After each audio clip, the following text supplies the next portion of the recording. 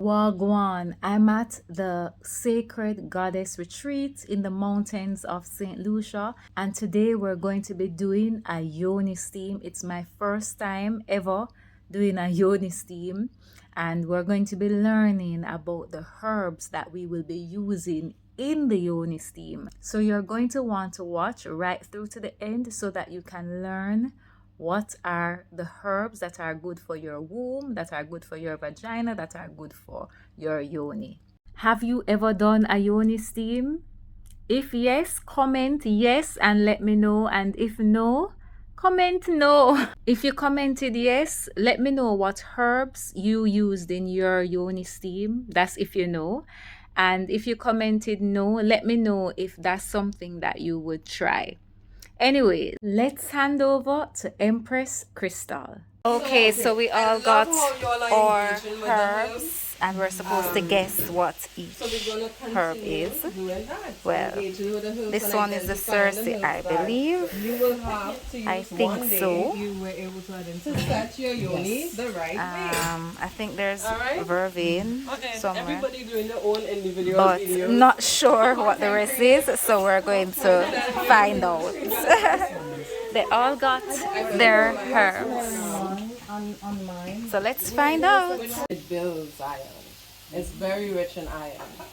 But it's a St. John's bush. Not to be mixed up with St. John's wood. That is a different herb with different properties, medicinal properties. But this one, St. John's bush, we love to use it here on the mountain for the womb of the woman.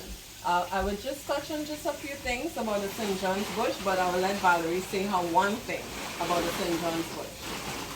It's full of iron. I already said that, okay, yes. okay, I'll say something else. It's an immunogogue. It helps with the flow, the blood flow. Right. So sometimes we can get stagnated in the pelvic area during our cycle, during our journey. And when you pair this with the bay leaf, you know, it helps the blood to flow so that you don't get the cramps and the clots, and it reduces some of the symptoms, right? So that's St. John's bush. So that's why we start drinking the St. John's bush 7 days before the cycle. And then when the cycle starts, we stop drinking St. John's bush and we switch to red raspberry. So 7 days St. John's bush, 7 days red raspberry. And if you keep doing that every 28 days, every 7 days before your cycle and 7 days during your cycle, you would see a huge difference in how you go through that journey. All right? Goddess number 2, Lily. This is cinnamon. I chewed the end of this today only because of Empress Chanel. Yes, it's like a gum, right? Yeah. Exactly. It's like Big Red. And I don't know about the properties for the yoni, but spiritually, it's the calling abundance. Spiritually, that's what I use it for. So I'm curious to hear what does it do for you. Well, how do you use it to call in abundance? Because our womb is like a mind of its own. It creates, right? So we want our womb to be abundant too. So how do you use the righteous man, we call it, instead of sin, no man? The righteous man. I'll either burn the dry one and cleanse the ear, or I'll have cinnamon and bay leaf in my purse, and it's under my mat of my front door. Okay, and you change it ever so often? Yeah, I'll change it with the moon.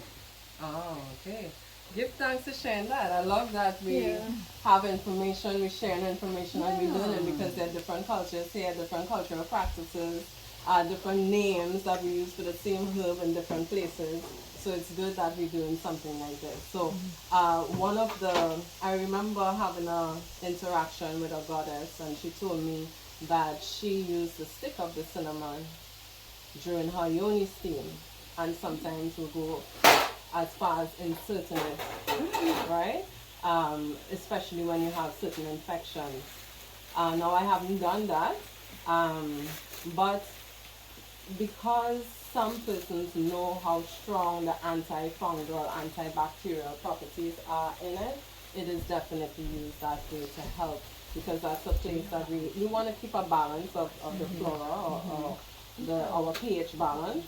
So this definitely helps in getting that circulation as well, maintaining the pH balance as well as keeping it antifungal with those properties. Oh, wow. So give thanks to that spiritual twist on it.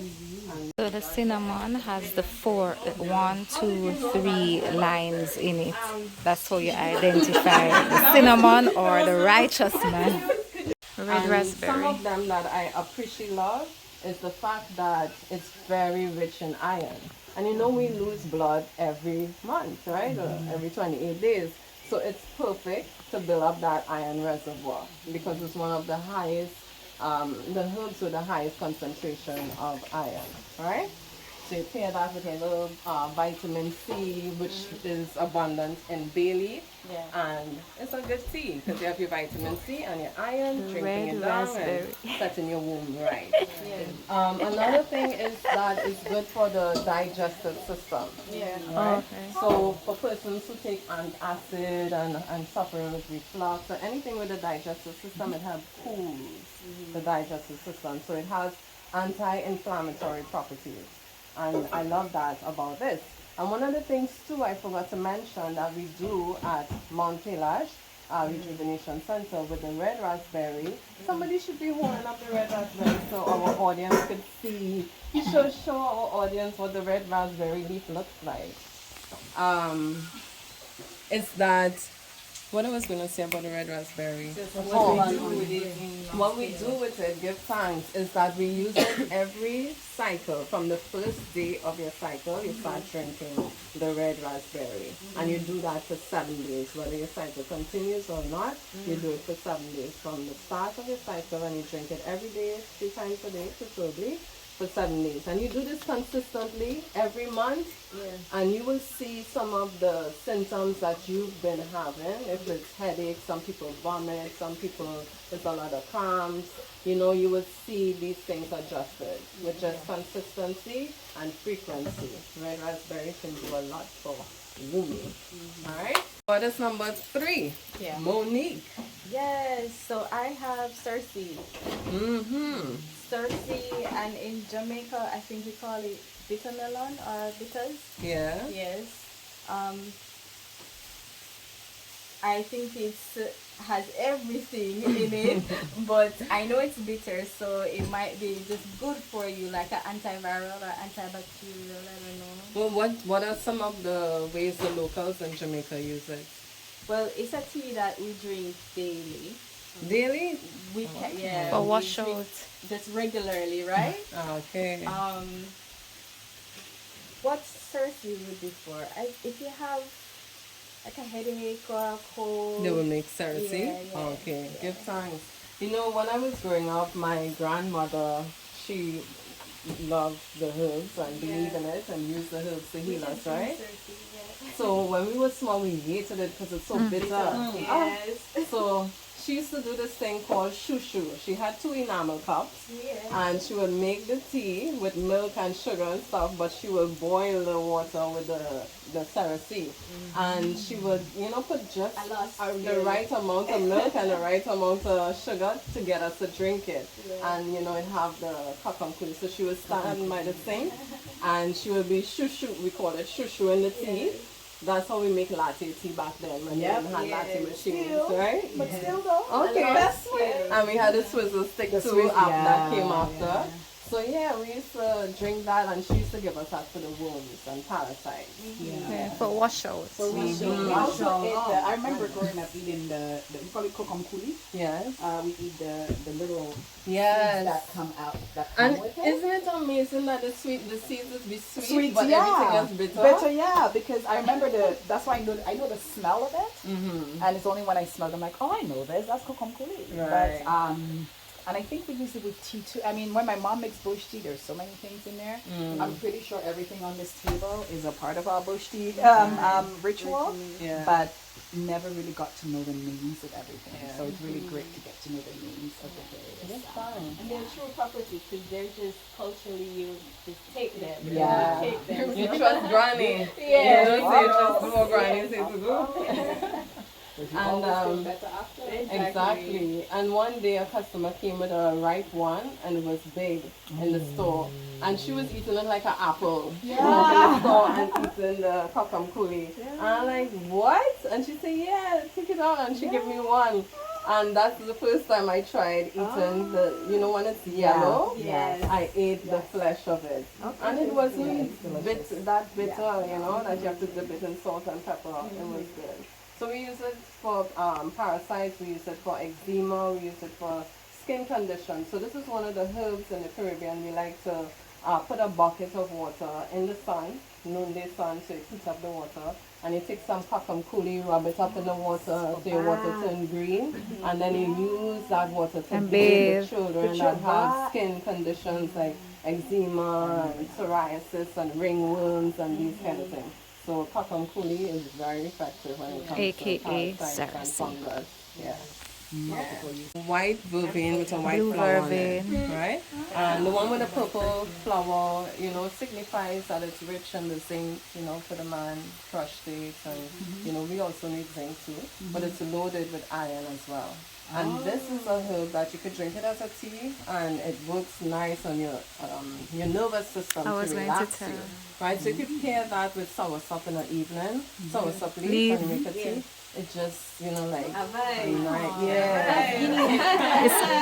does it help with sleeping as well? Yes, because it relaxes the nervous system, right? And it's also rich in iron. And one of the things that I love about it, well, two things that I love about it. One day my dog had a red eye, right? And I tried to, help him, but the dog's walking with the paw on the ground, so he can't clean the paw, and he always scratching the eye, making it worse. So I was standing by a vervain plant, and I was squeezing it, and he keep watching me like this, to see what I'm doing. And I keep squeezing the leaf in my hand until the juice come out, and then I just squeeze it in his eye. So before he could even try to get away, it already went in his eye, and by the next morning his eye cleared up. All the redness gone. It clear red eye? Yes, it does. And the priest actually have a story that he tells about that, where long time they used to do cockfight. And when during the cockfight, the chicken eye will get damaged, and they would use vervain to help it regain its sight. Yeah. Wow. So I love that about vervain. And even pounding it in the mortar and pestle, ring it and drink that, it will send you to the bathroom. So if you drink a tea, it may not send you to the bathroom, but pounding it will do the trick. Okay. Yeah. This is guinea hen. Don't remember what it's for, but I'm going to guess it's for the man. Okay, that's a good guess. I say that. Guinea hen,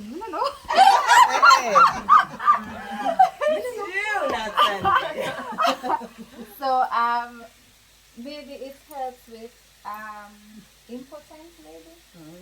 But you may be on right on the head. Huh? Really? Your maybe yeah, because it's an aphrodisiac. So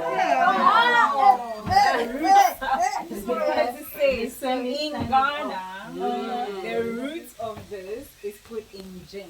When it's dry, you chew it, and then sometimes they put it in gin, and so they drink it as an aphrodisiac. Okay, So this so is the leaves of guinea hen. gin. could you break the leaf and Aphrodisiac. smell it so that you remember this one, what it smells like? So it's garlic root, right? Yeah. Or anam. This one? And what is it called scientifically? I don't know that. All right. So next time I ask you, I hope you know. Guinea So hen. smell. What is that?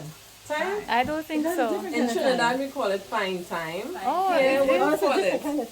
this is thyme. Oregano. Fine thyme. It don't look like thyme to me. Yeah. Thyme, like it just when it dry and different.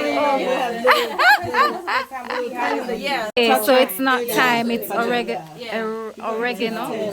And smell it. No, Yes, smell I your was hands right. after you touch it. I was right.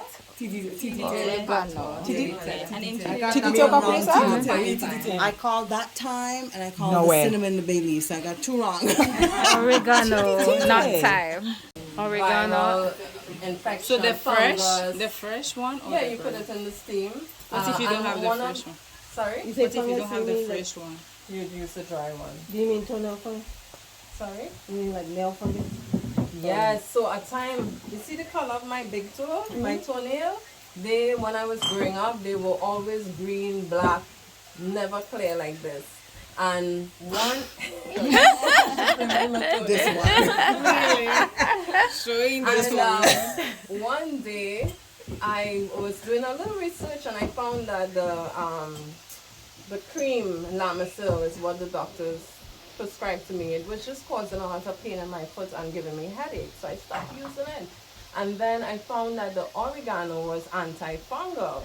So Spirit tell me, put a few drops under your toenail, under the bed of it. And I did that every day for just until it disappeared. And since that, my toenails have stopped being Beautiful black, toenails. I just started doing it. you know? Slowly changing. Oh, you made the drops like tea? No, Boil I it? bought the oil of oregano. Oh, okay, So okay. they make the oil with that, and it's very strong and concentrated. I used to use it internally as well as externally. So I put 3 drops under my tongue and boil that's like fire in your mouth. But 3 drops under my tongue. I put in a shot glass and put some water with it. Just take it as a shot. I went hardcore because I wanted to clear up my throat. This is the patchouli that So we've been drinking because of the all week. smell, so with the patchouli, this is our master herb when it comes to liver tea. It's the master herb for the digestive system.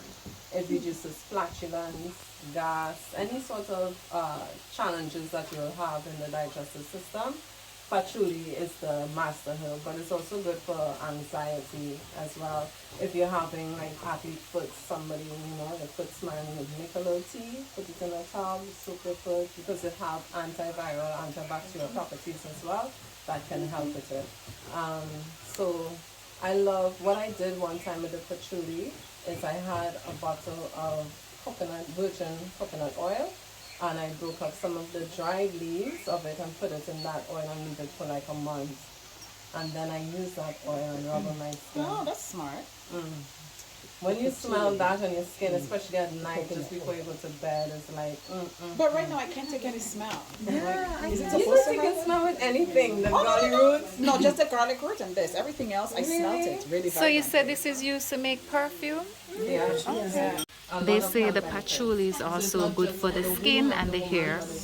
We're going to be doing a group Yoni steam, right? I've never done steaming, much less a group one, but we're being open, right? The first of first. So this is what it looks like.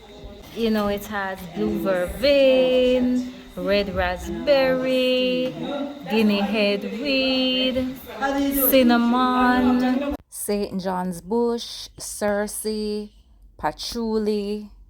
Thank you, Rumi. Alright, so we fill it with some hot water with the herbs. Alright, and then we're gonna close this. Once it's closed, you would sit on it as if you were sitting on a toilet. You'll also have a long, wide skirt so that once you sit on it, you cover the skirt around the box so that nobody can see your naked body, your vagina or your butt, since it's a group Yoni session. If you're doing it by yourself, then you wouldn't need to put on the skirt. So that's it. If you liked this video, comment and let me know if you learned anything new at all. Please do share in the comments as well. If you are subscribed, as usual, I appreciate you. Thank you for being a valuable member of my community. Until next time, blessed love.